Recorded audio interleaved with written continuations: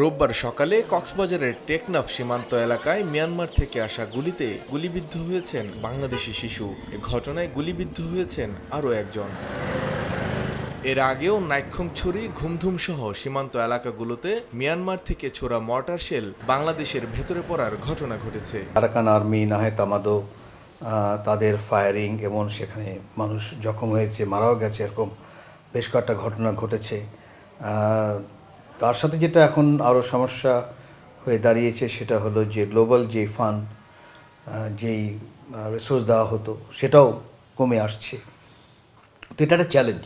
রোহিঙ্গা প্রত্যাবাসন থমকে থাকা কিংবা মিয়ানমারের অভ্যন্তরীণ সংঘাতে সীমান্তে মর্টার গুলিতে বাংলাদেশিদের হতাহতের ঘটনায় কূটনৈতিক সমাধানে গুরুত্ব দেওয়ার পরামর্শ দিচ্ছেন বিশ্লেষকরা। একটা দুর্বলতা আমাদের কূটনীতির, সেটা হলো ওই সবসময় আমরা ট্র্যাক ওয়ানের মধ্যেই রাখি, যেটা হয়, এবং ট্র্যাক ওয়ান আবার সবসময় কৃতিত্ব আবার নিতে চায়। আমরা সামরিক কূটনীতি ব্যবহার করতে পারিনি, সেটাও একটা বিশাল দুর্বলতা। আমরা ভালো করেই জানি ওপাশে হলো সামরিক বাহিনী হলো ক্ষমতায় রাখে, বিশেষ করে তামাদর কথা যদি বলি, আবার আরাকান আর্মি যদি বলি, ওটাও তো সামরিক কাঠামো। বিশ্লেষকরা বলছেন আগামীতে নির্বাচিত সরকারের জন্য কূটনৈতিক চ্যালেঞ্জ হিসেবে দাঁড়াবে রোহিঙ্গা সংকট ও মিয়ানমার ইস্যু। নির্বাচিত সরকারের জন্য একটা বড় চ্যালেঞ্জ। মানিক মোহাম্মদ ওমর, সময় সংবাদ, ঢাকা।